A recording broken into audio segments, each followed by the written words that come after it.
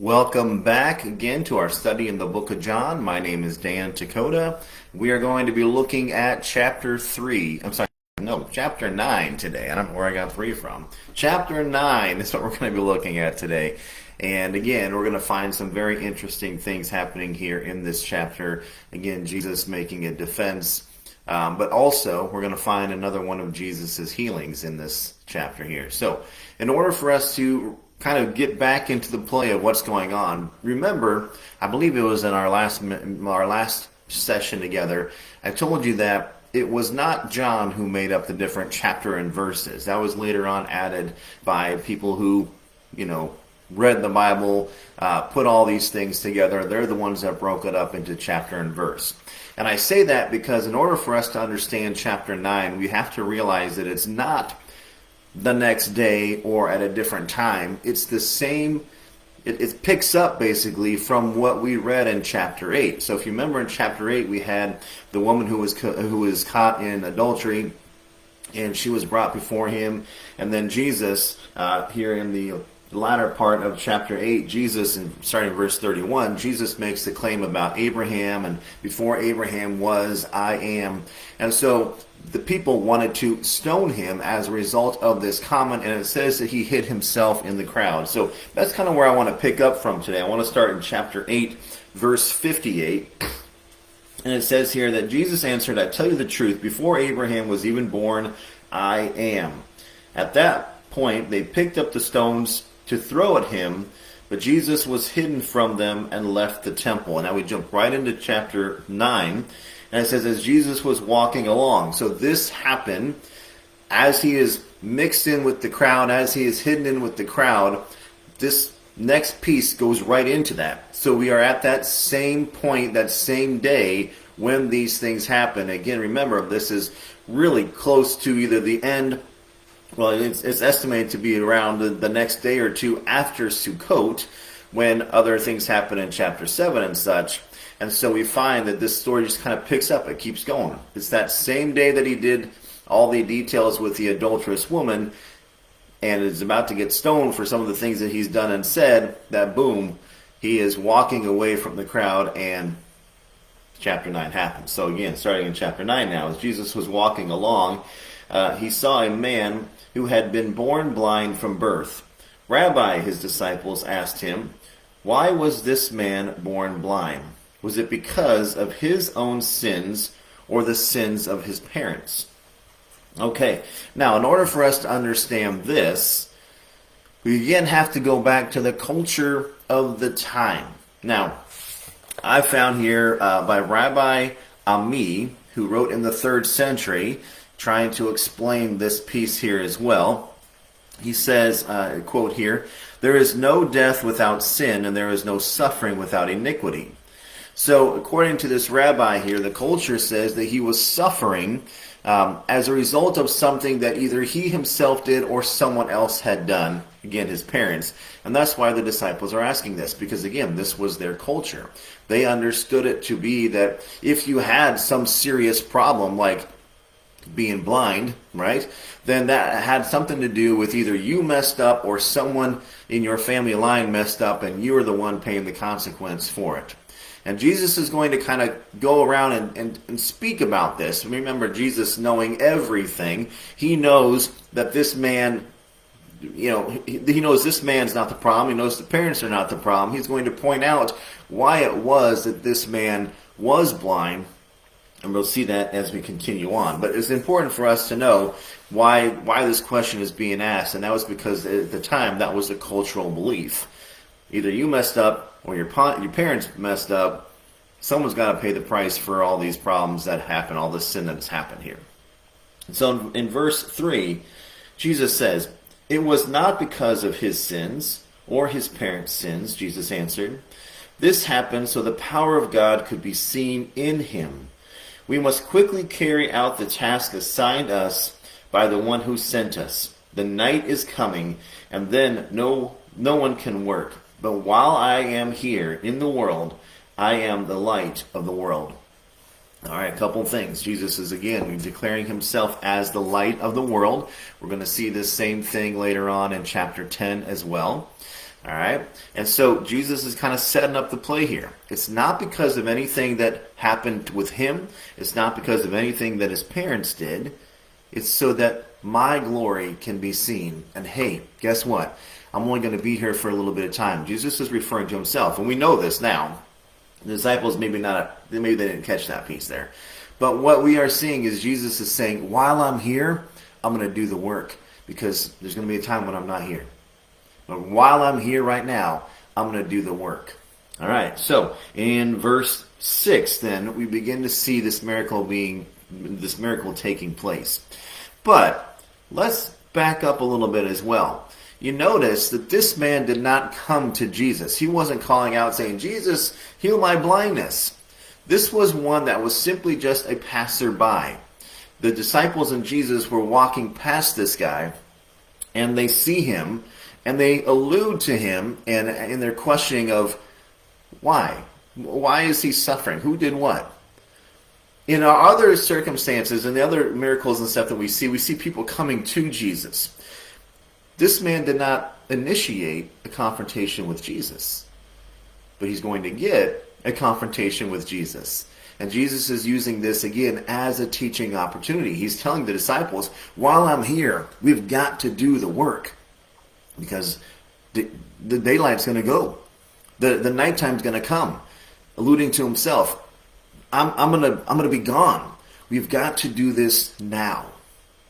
And it's really important because, again, like I said, all the other times someone is coming to Jesus. Now this is Jesus going to someone who again, he's blind. He doesn't know who Jesus is at all. Right? Where we kind of get this idea later on as we continue reading. He doesn't know who Jesus is. Maybe he's heard the name, but he's not like, oh, I see Jesus, or I hear he's coming by. Hey, help me. He's probably minding his own business from what we see in the text here. All right, so here is the actual miracle that is happening. All right, in verse 6. Then he spit on the ground, made mud with the saliva, and spread the mud over the blind man's eyes. He told him, go, wash yourself in the pool of Siloam. Siloam means sent. So the man went and washed and came back seeing. All right. Very odd miracle, right?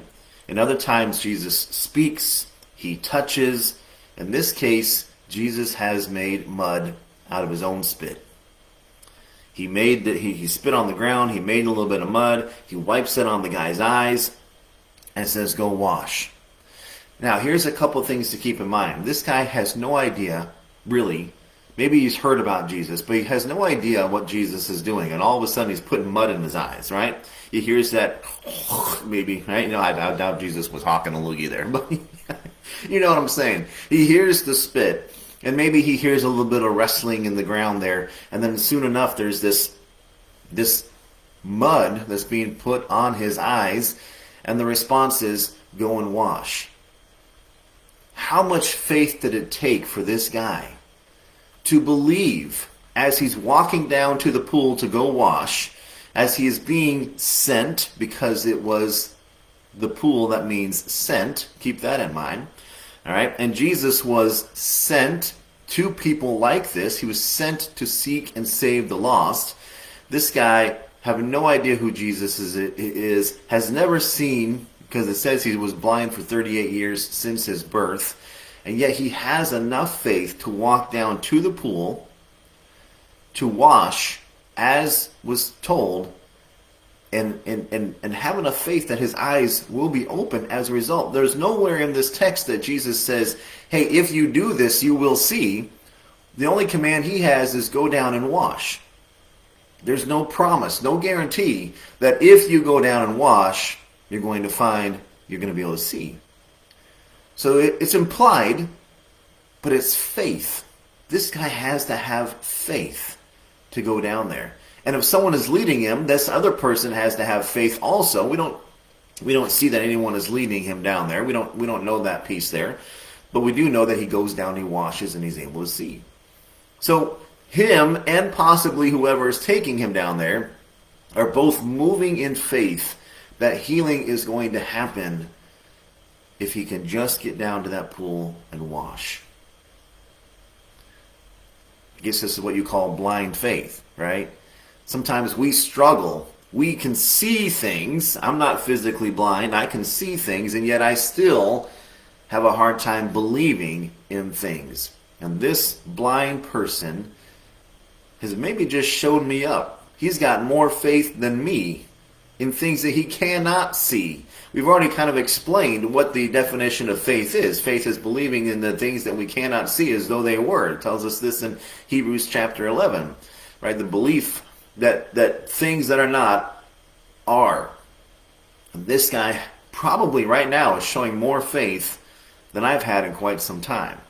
He is believing, he's moving out with this belief that I'm going to be healed if I simply just do as he said, go down to the pool and wash. It kind of puts things into perspective, huh? Makes me kind of, I'm challenged. Because I don't always do a great job with my beliefs there. All right, going in in verse 8 now.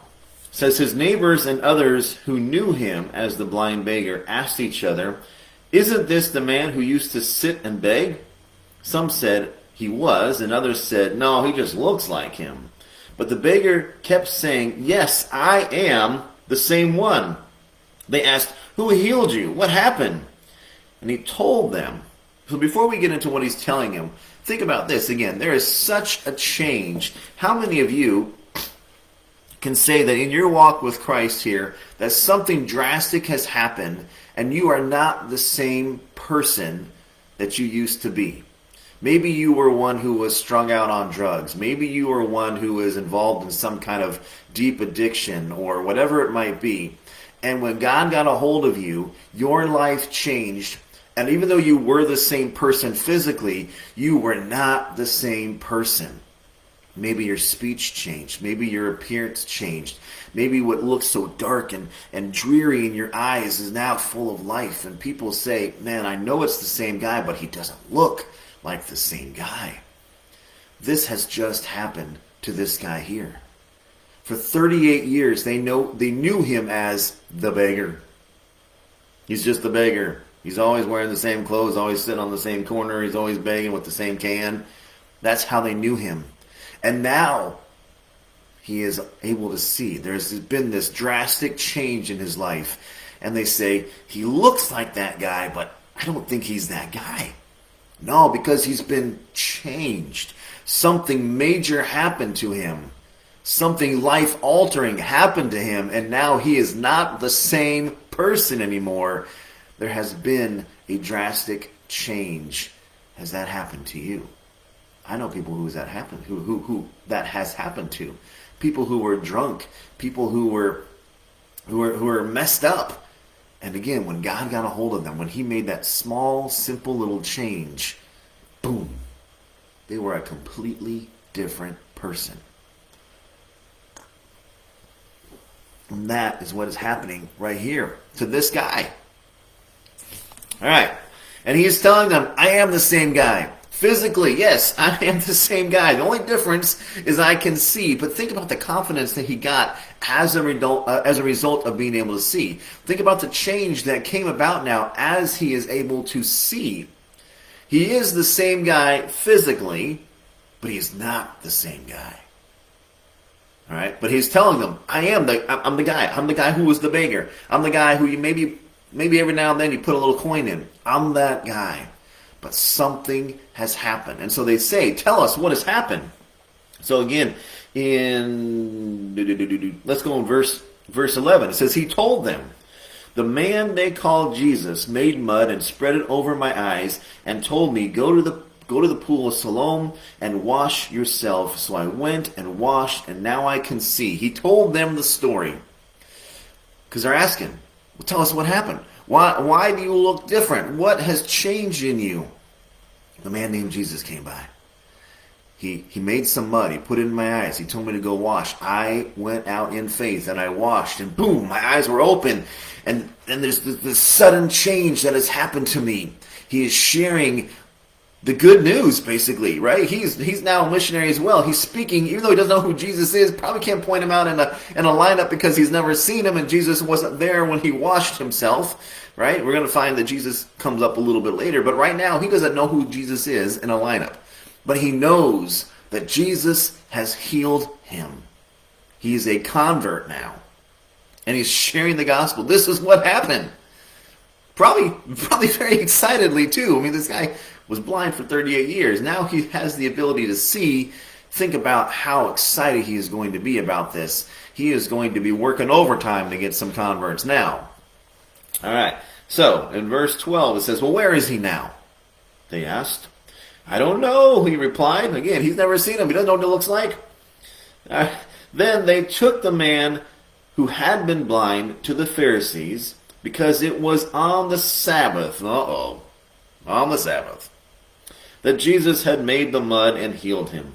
The Pharisees asked the man all about it, and he told them, he put the mud over my eyes, and then I washed it away. I could see.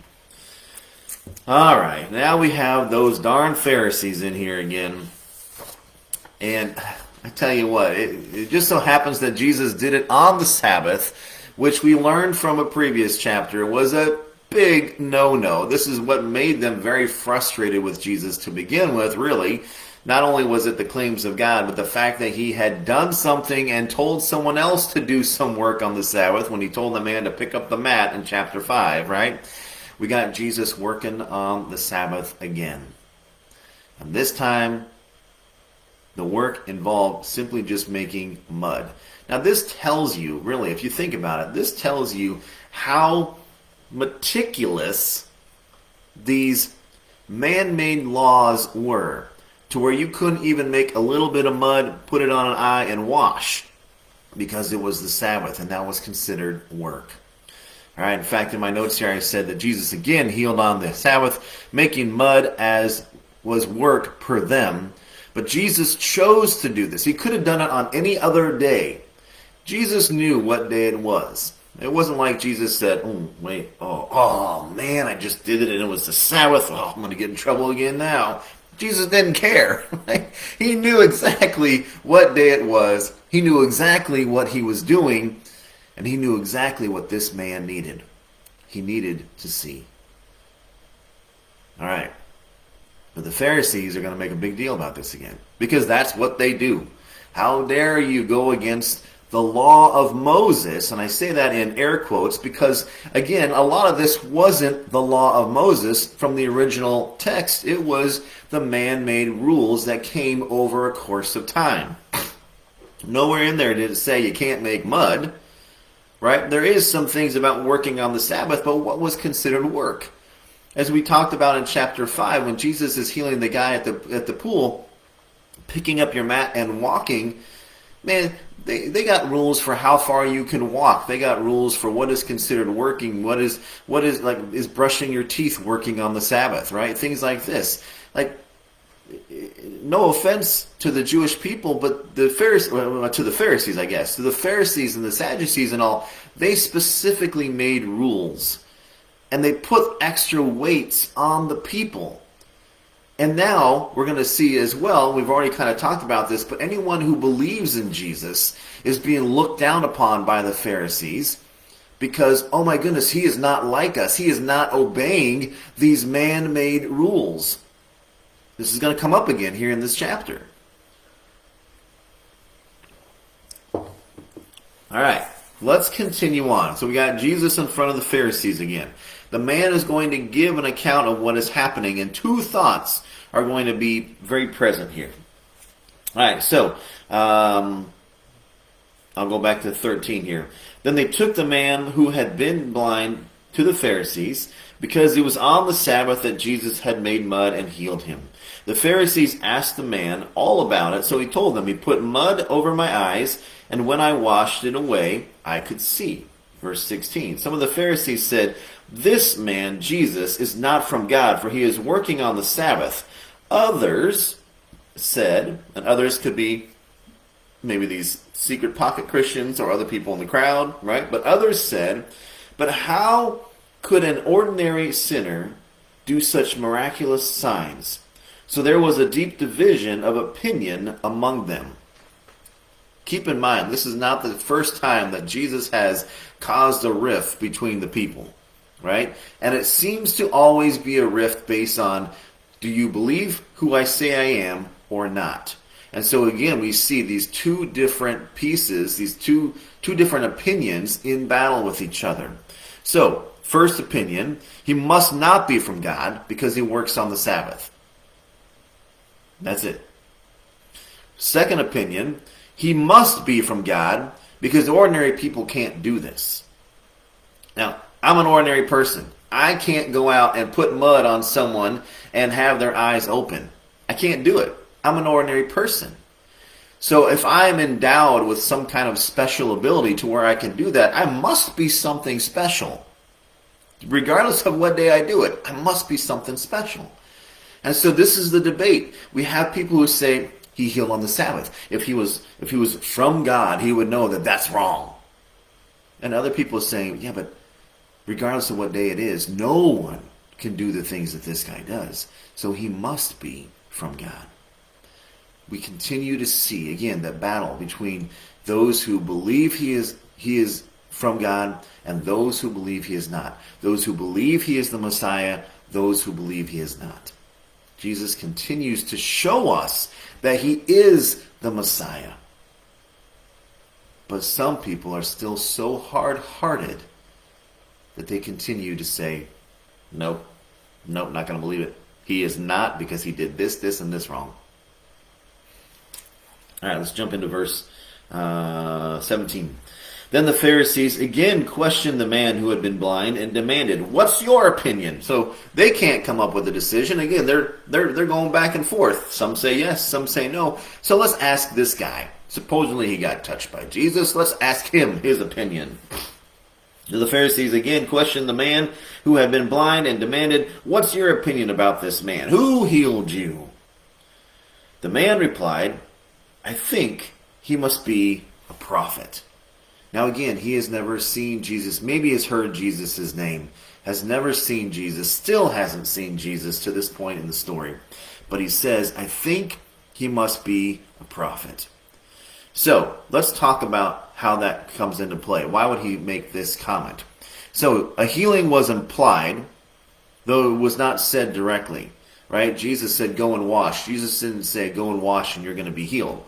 But the command to go and wash, and then we see that he gets his healing because it was implied through this, and that fits the prophetic tone there. That in the prophetic ways, it would be an if-then statement. Now, this is an implied if-then statement. If you go wash, then you will get healed. And the prophets would always speak that if you do this, if you turn away from your sin and come back to God, we see this in 2 Chronicles, if my people, who will humble themselves and seek my face and turn from their wicked ways, is that right? If my people if my people who will humble themselves and pray and seek my face and turn from their wicked ways, then I will hear and I will heal. Right? So there's those if-thens in the prophetic tones. And there's an implied if-then in this tone. And so we see that this man says, if nothing else, he's at least a prophet. Because he spoke in this if-then manner. And I had what I wanted because I did what was asked. I got the then because I did the if. All right? So that's where he's coming up with this idea of he at least must be a prophet, because of how he spoke or how it was implied. All right. Verse 18 then. The Jewish leaders still refused to believe the man had been blind and could now see, so they called in his parents. What? They're not going to take his word for it, so now they're going to take his parents' word for it. All right. We'll let you have this one. They asked them, "Is this your son? Was he born blind? And if so, how can he now see?" All right. The parents are going to respond. His parents replied, "We know this is our son, and that he was born blind. But As to how he can see or who healed him, ask him. He is old enough to speak for himself. I love this parent's response. And it's not that they're being sarcastic, it's that they are being scared. Because again, to give any homage to Jesus and go against the Pharisees' belief, that could get you kicked out of the church. So in fear, they're answering the questions, but they're not answering in any sarcastic tone. They're answering because we don't want to get kicked out of the church. But here's their responses. Is this your kid? Yes. Was he born blind? Yes. How did he get better? For fear of being kicked out of the church, we don't know. You need to ask him. His parents were a little bit afraid to take sides. Again, they did not want to be kicked out of the church. This was a very important thing.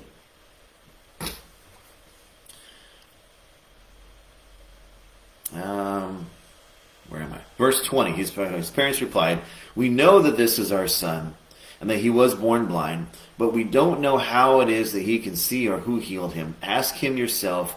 He is old enough to speak for himself." His parents said this because they were afraid of the Jewish leaders who had announced that anyone saying Jesus was the Messiah would be expelled from the synagogues. That's what I just said. They were afraid they were going to get kicked out. That's why they said, he is old enough, ask him. For fear. That's it. So in verse 24, so for the second time they called in the man who had been born blind and told him God should get the glory for this. Well, duh. Right? God should get the glory for this because we know this man, Jesus, is a sinner. Now hold on a second. They're calling Jesus a sinner simply because he did not do this act on the day that wasn't a Sabbath day. Let me ask you this though. Would it really have made any difference as to what day Jesus did it on? They already had a chip on their shoulder with Jesus. So if Jesus had chose to do it on a Monday instead of on a Sabbath day, would it really have made a difference? They probably still would find some fault. Oh my goodness, Jesus did it with spit. That's so defiling. Which really, it kind of is, right? But they would have found some reason to discredit this, to hate this, to make it into a big old scene. So it really didn't matter what day Jesus did it. But what do they say here? God should get the glory for this because we know this man, Jesus, is a sinner. Again, no matter what day, he would have been a sinner for making spit. He would have been a sinner for many different things. It had nothing to do with what day he did it on. But they're using the Sabbath as their main point. All right, verse 25. I don't know whether he is a sinner, the man replied, but I know this. I was blind and now I see.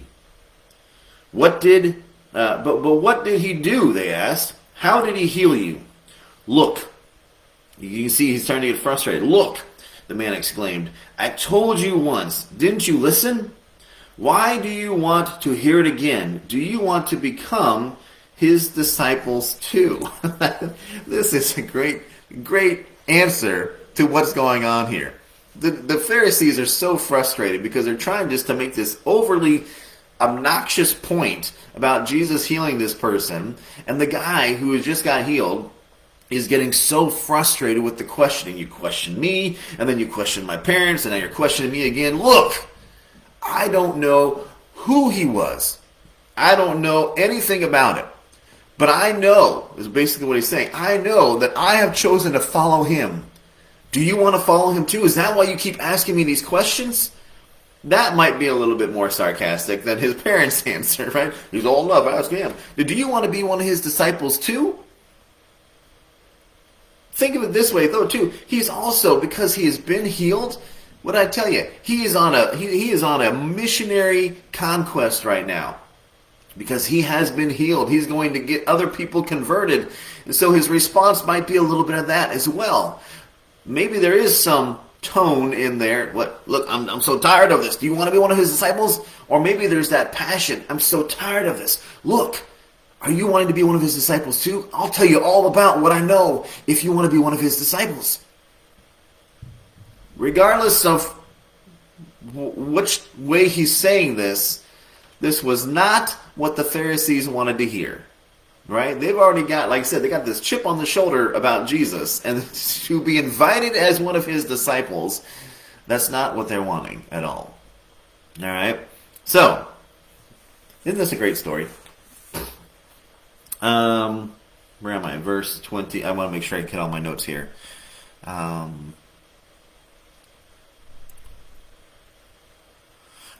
I did put in here, too, the what did he do? How did he do it? It's almost as if the man is now being interrogated, right? The way that they're asking the questions, and you can almost kind of sense in their questions their frustrational tone, which is going to make his tone become frustrated as well. They're failing to listen, and so there is kind of a mocking response, is what I wrote down here, with the you want to be his disciples too. And in this, he basically is stating that he has chosen to become a disciple of Christ, even though he doesn't know who Jesus is.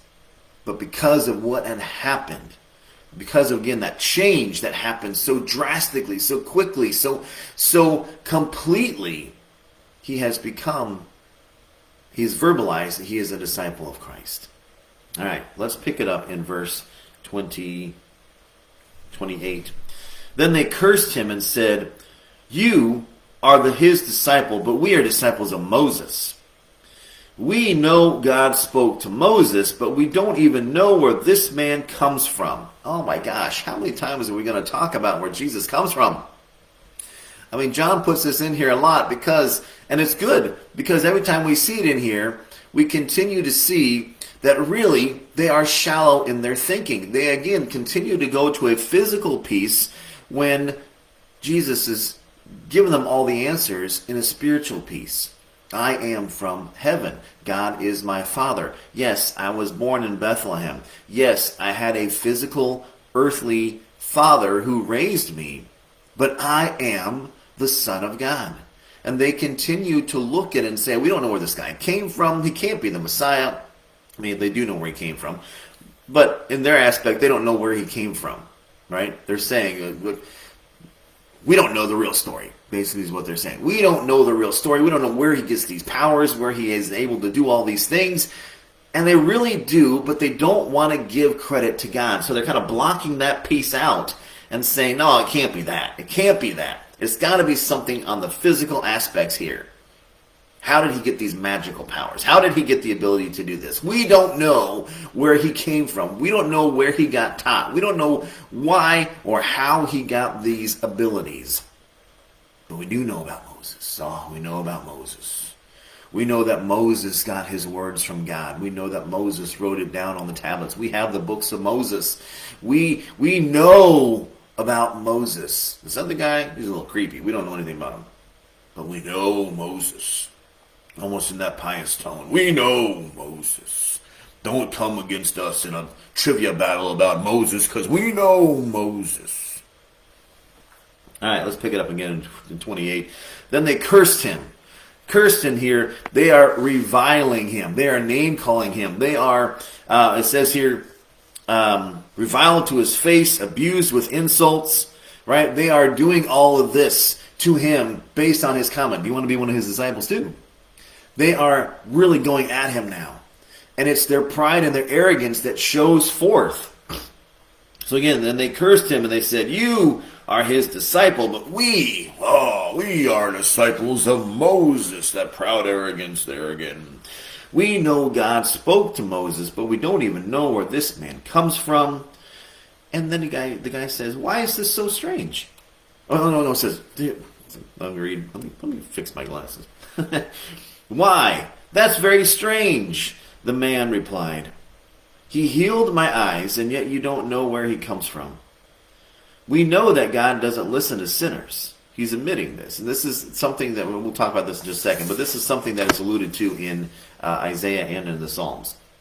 So let's continue reading the first here. "We know that God doesn't listen to sinners, but he is ready to hear those who worship him and do his will. Ever since the world began, no one has been able to open the eyes of someone born blind. If this man were not from God, he couldn't have done it." "You were born a total sinner," they answered. Are you trying to teach us? And they threw him out of the synagogue. So let's go ahead and finish this piece of the story first. All right. So what we find here, excuse me, I might sneeze. Sorry. All right. Sorry again. What we find here is some very interesting pieces as this conversation comes to a close. All right. Again, the man is saying that's very strange. It's very strange that you don't know the full story, that you aren't accepting the details and all that's going on here, right? That you don't believe. So I put in my notes here, there must be an unbelief and an ignorance that is blocking them from believing. And it's kind of what the man is implying. Look, you got something that is blocking you from believing the truth. And it could be that arrogance. It could be that piousness. It could be that superiority. Right? So, the part where he says it's true that God doesn't hear sinners. Let me read that piece to you again here. We know that God doesn't listen to sinners. Again, I told you that was from Isaiah. So in Isaiah 1:15 and on Psalm 66:18, there is a piece that states that God is not obligated to hear the prayers of a sinner. However, we know as believers of Christ, when we sin, we know that he hears us out of his mercy. Sin does block our connection with God. And I've always kind of battled this too. When I know that I've sinned, how is it that God hears me? Does he hear, like, is there a trigger word? God, I'm sorry. I'm listening. God, please forgive me. I'm listening. But if I say, God, I need some money, can't hear you. Like, that's kind of how I grew up thinking. Right? Because I have sinned. And it makes more sense when I was looking at these other verses. Yeah, God is not obligated to listen, but because of his mercy, because of his love for us, he does hear us. It was interesting to me. It kind of helped me to understand, well, maybe it's not so much a magic word as much as it is the heart. And God has mercy on the repentant heart. And maybe that's why it's so easy for him to understand, and as Paul wrote, the difference between worldly sorrow and godly sorrow. Worldly sorrow, oops, I got caught. Godly sorrow, oh God, I'm so sorry. There's that pouring out, that confession that happens. So maybe there really is a difference. And in that godly sorrow, I know there's a difference, but in that godly sorrow, that's where God sees our heart and he has mercy, as opposed to the worldly sorrow. Oops, I got caught. I'm never going to do it again. Fingers crossed. And then we go do it again. Okay. That's an extra one there. I didn't actually have that in my notes. All right. But God is ready to hear. All right. Where am I going here? Yes. So again, because of his mercy, he is ready to hear our prayers. And then the man makes another point here. And I was searching through to see if this was true, and I didn't find anything to negate what he said. But it says, ever since the world began, no one has been able to open the eyes of someone born blind. There is no other recording up until this point in John where Jesus healed the eyes of one who had been born blind. There were people who were blind that Jesus healed, but nowhere in the Bible did I find anything where Jesus had healed someone who was born blind. And that caused me to do a little bit of research about medical techniques and such. And again, there wasn't really much that people could do that even the doctors of that culture, that time frame, could do for someone who was born blind. It was kind of just like, you're stuck with it. So he's making a very valid point here, and he's using this point, again, to prove who Jesus is as the Messiah. So again, read with me. This is verse 32. Ever since the world began, no one has been able to open the eyes of someone born blind. If this man were not from God, he couldn't have done it. He's basically saying, look, There is something uniquely different about this person. And in a way, confessing, I believe he is the Messiah. And now the Pharisees get all upset about this. Are you trying to tell us? We're the superior ones. You're trying to teach us? And they kick him out of the synagogue. The very same thing that his parents were afraid of having happen to them, he is now banished from the synagogue. You cannot come back anymore. But that's okay, because he has a relationship with Jesus. And what is everything about? We've been saying this over and over again. It's about relationship, not religion. So as we go into the latter part of this chapter, we're going to find relationship. All right, there's not much left here in this chapter. I'm going to start in verse 35. When Jesus heard what had happened, he found the man. So first Jesus initiated the healing, and now he's going to initiate the connection with this man. So he found the man and asked, do you believe in the Son of Man? The man answered, who is he, sir? I want to believe in him. Now he's already confessed that he believes in the Messiah, but this is a little bit different. I want to believe in him. Maybe even to the aspects of, I want to see him. Tell me who he is. Because all I know is a name. Tell me who he is. In 37, you have seen him, Jesus said, and he is speaking to you. Think about that. The guy has just had his eyes open physically. But now, it's almost as if that light bulb goes on and his eyes open again. Whoa. I am standing in the presence of the Son of God. You are the guy who healed me. Think about the awesomeness of that once again. First, his physical eyes were open, and that was enough to get him on to becoming a disciple, to declaring, I believe in Jesus. But now, his spiritual eyes have been opened, and he is standing in front of the Messiah. So again, verse 37, you have seen him, Jesus said, and he is speaking to you. Yes, Lord, I believe, the man said, and he worshipped Jesus. He worshipped. This is a word that means he got down on his knees and he worshipped him. He bowed down to him. You don't just bow down to people.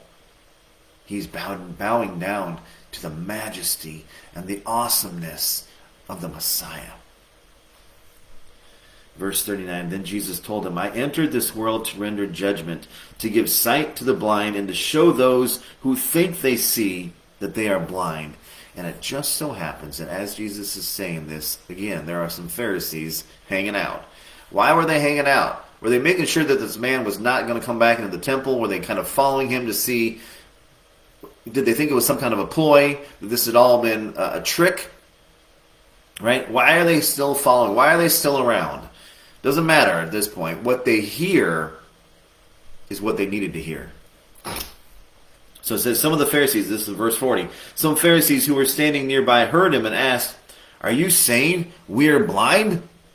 How dare you say that we are blind? Again, we are related to Moses. We know all about Moses. We are the superiority that has trickled down the line from Moses. Oh, how dare you? The last verse of the chapter, verse 41. If you were blind, you wouldn't be guilty, Jesus replied. But you remain guilty because you claim you can see. You've probably heard that phrase, the blind leading the blind. That's exactly what has been happening here. The blind, spiritually, have been leading the blind spiritually. And Jesus is saying, if you weren't blind, if your eyes were open, just like this guy here, you would understand. You would see. But right now, you continue to live in the darkness of your own blindness. What a way to end a chapter. What a thought, though, as we wrap it up here. What a thought. If you were simply just to confess your sin and see Jesus as he is, as the Messiah, your eyes, is what he's telling them, your eyes would be open. And then you could really lead these people in the right way. But you're so stuck on the whole Moses thing. You're so stuck in your pride and arrogance. You're so stuck in your superiority, your rules and regulations, that you don't see the miracle, the person standing right in front of you like this guy does. He sees me, the Messiah. He worships me. We now have a connection. We have a relationship. He is no longer blind, but you, my friend, are. And if you opened your eyes, or allowed me to open your eyes, as this person here has done, it would be completely different. So here's my challenge question as we wrap up here. Are you blind? Are you blind? I pray not. I pray that we see Jesus in the true awesomeness and majesty that he is. And we worship him as this man did. Far too many people are still living in blindness. And I don't want that to be said of us. All right, come back next time. We're going to dive into chapter 10. Until then, God bless. See you later.